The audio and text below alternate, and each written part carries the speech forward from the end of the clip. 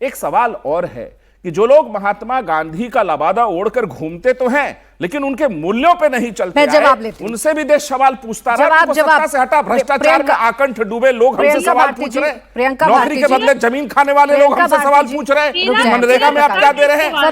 नौकरी के बदले जमीन खाने वाले लोग जिनके पार्टियों में केस चल रहा है, वो मनरेगा पे जाति पूछ रहे हैं, अपनी जाति के लोगों से जमीन ले लिया। प्रियंका जी को मौका तो दीजिए कम से कम। उनके पार्टी के नेताओं ने अपनी ही जाति के लोगों से जमीन ले ली रोजगार के बदले। एक सेकंड रुक जाए प्रियंका भारती जी, अभी जो डिफरेंस में देख रही हूँ, एक सेकंड प्रियंका जी, एक मिनट प्रियंका जी एक सेकंड। मनरेगा और जी राम जी, इन दोनों में जो मैं बेसिक डिफरेंस देख रही हूँ, रोजगार मनरेगा में 100 दिन मिलता था, जी राम जी में 125 दिन है। भुगतान पहले 15 दिन में हुआ करता था, अब ये कह रहे हैं हर हफ्ते में कर देंगे। खर्च पहले था कि केंद्र 90% और राज्य पर 10% था, अब केंद्र 60% हो गया और राज्य पे 40% हो गया है। पूर्वोत्तर राज्यों के लिए अभी भी 90%। ठीक है। और कृषि सीजन की अगर बात करूं तो पहले रोजगार तब भी उपलब्ध हुआ करते थे, लेकिन अब सरकार ने कहा है कि जब कृषि सीजन होगा हम बंद कर देंगे, ताकि भाई आजाद हो लोग कि वो खेतों में जाकर भी काम कर सके, उनका नुकसान ना हो। आप मुझे बताइए कि इसमें क्या आपत्ति है आपको? प्राची जी, ऐसे आजाद नहीं होते थे खेतों में काम करने के लिए, आपने जबरन उसको रोक दिया, तभी वो आजाद हो पाएंगे खेतों में काम करने के लिए। कौन सा लॉजिक है? दूसरी बात, मैंने जो क्लियर कट सवाल पूछा, सेंट्रल प्रियंका जी, आप गलत लेकर चली जाती है। मैं जो आपसे कह रही हूँ, जो मैं आपको समझा रही हूँ, मैं ये समझा रही हूँ कि खेतों में भी मजदूर काम करते हैं। सच्चाई से तो आप मुकर नहीं सकती हैं, मुंह नहीं मोड़ सकती हैं। तो जब वो खेत में काम करने जा रहा है तो मनरेगा का उसका काम ना छूटे, इसलिए सरकार ने बंद कर दिया कृषि वक्त पर। आपको मिल जाता है उस समय खेत में काम, इतना खेत में काम हो रहा है, तभी तो हर दिन एक किसान यहाँ देश में आत्महत्या कर रहा है, जिसपे किसी को कोई चर्चा ही नहीं करनी है। पर इंपॉर्टेंट बात, मैं फिर वो सवाल दोहरा रही हूँ जिसका जवाब किसी ने नहीं दिया।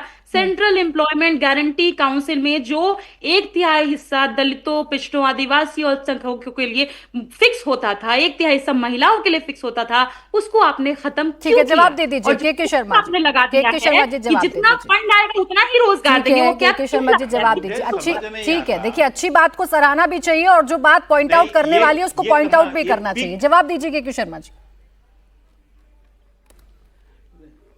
नहीं, मुझे ये नहीं समझ में आया कि जो गरीब हैं, वो जो मजदूरी करते हैं, उसमें आरजेडी जो है जाति ढूंढ रही है, अल्पसंख्यक फलाना फलाना फलाना।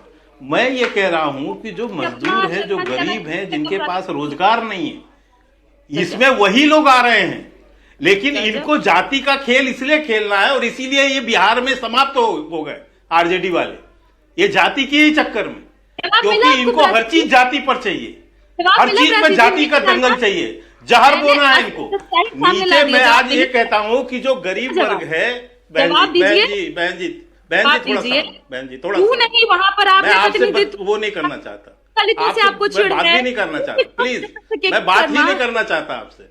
मैं आपको इसलिए बात नहीं, मुझे पता है आपका इस तरह, इसलिए मैं बात नहीं करना चाहता। अच्छा प्राची जी अपनी बात, मैं केवल ये कह रहा हूँ कि इसके अंतर में 100 दिन की जगह 125 दिन की गारंटी है।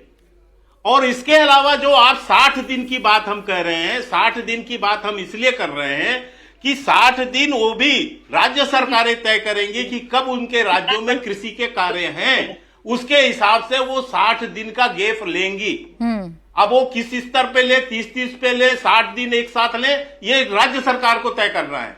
और ताकि जो मझोले किसान हैं, छोटे किसान हैं, उन छोटे किसानों का भी जो है खेती, उनको बाहर से मजदूर न लाना पड़े और उनको वहां पर मजदूरी मिले। इसका मतलब ये हुआ कि 125 + 60, उनको 125 + 60 का चीज जो है 60 दिन भी उनको वहां का रोजगार का अवसर रहे। 125 तुम गारंटी से देंगे।